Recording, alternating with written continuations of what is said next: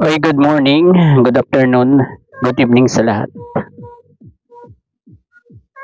Hello po, kumusta po lahat, ano? Andito po tayo para mag-reaction or mag-vlog dito sa naging live selling ng ating Lady Beyonce at Kalinga Edo. At dito natin nalalaman na talagang hindi pala talaga totoo yung mga kumakalat na issue, ano? Yung mga pinapakalat nung ibang mga di sang-ayon dito sa dalawa, ano? Pero yan ay talagang parang natunaw na sila, no? Gawa ng na double kill sila kagabi, ano? Isang upload ni Kalinga Prab tapos sinundan ng live selling nitong dalawa na super sweet talaga ang nangyari. 'Di ba guys? Tayong lahat ay saksi. Kahit na mayroong nambabas pa diyan sa Facebook ng Velvet Box ay talagang nire-real talk sila ni Kuya Jun, ano? At karamihan pala naman dito sa mga nambabas na ito kay Kalinga Edo ay puro maiedad na rin, 'di ba? Ay nako, bakit ba hindi na lang gumawa ng tama para kung sakaling mawala sila sa mundo ay baka sa langit pa sila mapunta, no? Pero sa halip na gumawa sila ng maganda sa kapwa ay naninira pa sila ng tao na sobrang mabait, 'di ba guys? At doon sa sinabi ng isang buzzers doon na hindi bagay daw si Kalinga Edo, masyadong matanda daw si Kalinga Edo para kay Beyonce. Pero wala naman yan diyan sa edad. Diba guys, batang-bata pa naman ang mukha niya ang ating Kalinga Edo dito. Kaya ano kaya ang nasa mata nitong mga buzzers na to, no? At sobra ang galit nila kay Kalinga Edo. Pati yung tingin nila, namamali na rin ang tingin nila, guys, di ba? At saka yung age na 29, bata pa yan, guys. Di ba? Batang-bata pa yan. Batang-bata pa si Kalinga Edo. Ayun, bago po tayo mag-start, pakisuportahan po ang ama ng Kalingap, Kuya Val Santos Matubang, Ate Edna Vlogs at Kalinga Prab.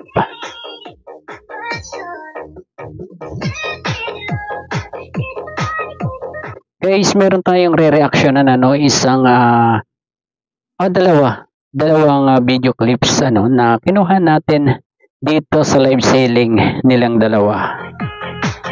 Na sobra tayong kinilig at may pa under table pa na holding hands. At may mga banat pa dito si Kalinga Edo saka si Lady Beyonce, di ba guys? Ito po, panoorin nyo po yung isa sa video clip na ating kinuha dito sa live selling ng Etsy. Ito po, panoorin po natin. Ito, may mga burloloy, mga puso-puso guys. Bagay na bagay sa taong nagmamahal. At may mga perlas pa. Yan po. Ha? Bakit? Nagmamahal. Nagmamahal ka na? Yan po, narinig nyo, nagmamahal na po siya. Grabe. Nagmamahal ang langis. Nagmamahal na guys. Nagmamahal na agad. Ha? Nagmamahal lang? Nagmamahal lang po ba? O nagmamahalan? Pop. Grabe. Yan po. Kitang-kita. Di ba guys? Grabe na to, Grabe na tong dalawang ito, guys. Di ba? Talagang aminin nyo, di ba? Kinilig kayo doon sa mga sagutan nilang dalawa. Di ba, guys?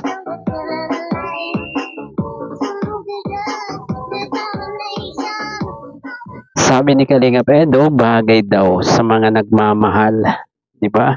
yung bracelet na ibinibenta nila. Grabe. At sumingit itong ating Lady Beyonce na sabi niya, bagay pala sa akin ito. Sabi ni Kalinga Pedro, bakit? Bakit daw, di ba? Tapos sagot naman ni Beyonce, nagmamahal.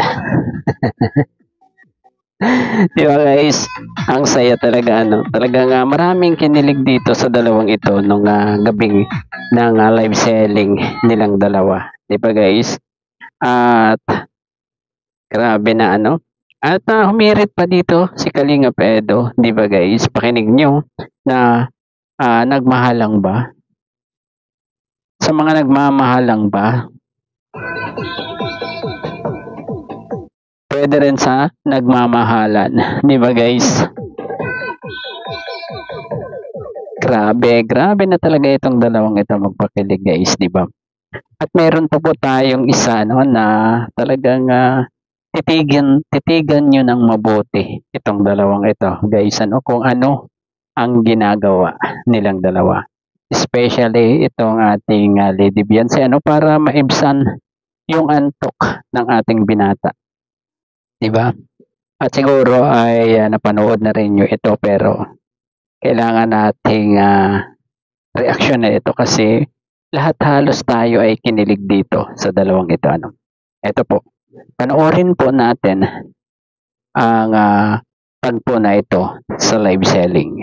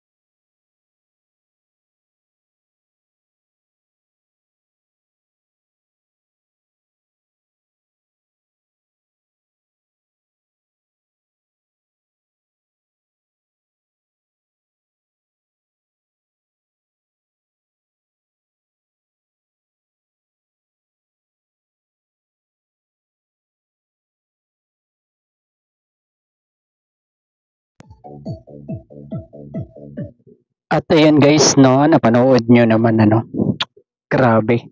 Yung mga kamay nila ay napaka tagal ng kanilang paghahawakan, di ba? Andun na pinaputok pa niya yung mga daliri ni Kalinga Pedro, no, para maibsang ng konti ano, yung kanyang pagkaantok or pagod, di ba guys? Siguro yun yung ano na miss ni Beyonce ano kasi nung summer nung bakasyon, 'di ba lagi silang magkasama sa pag-scout. Yan po yung ginagawa ni Beyonce lagi sa daliri ni Kalinga Pedro. Ano, matanda natin ano naibulong din ni Kuya Sam yan, 'di ba guys? Nakikita ni Kuya Sam ang dalawang ito na ganyan yung ginagawa ni Beyonce sa daliri ni Lady Beyonce natin. Grabe naman itong dalawang ito, ano? Grabe na talaga. Kaya yung mga nagagawa ng issue dyan, ano? Wala. Hindi naman iniwala sa inyo ang mga solid EDC. May maniwala man ay siguro yung mga one-sided at hindi nakakakilala dito sa dalawang ito. Grabe ano guys, no?